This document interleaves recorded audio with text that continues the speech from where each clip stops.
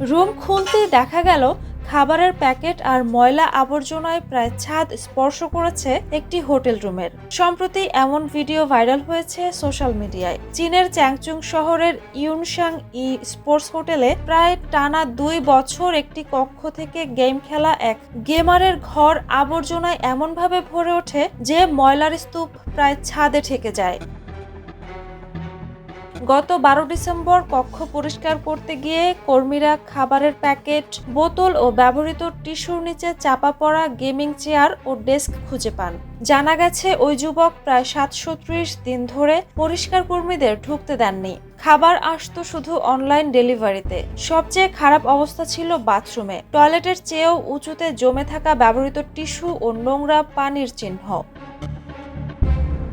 হোটেলের পরিচ্ছন্নতা কর্মীদের কক্ষ পরিষ্কার করতে 3 দিন লেগেছে এবং পরে বড় ধরনের সংস্কার করতে হয়েছে। এই ঘটনা ই স্পোর্টস হোটেলের গোপনীয়তা ও অতিরিক্ত একাকিত্বের ঝুঁকি নতুন করে সামনে এনেছে। Jhuma Mridha, the news.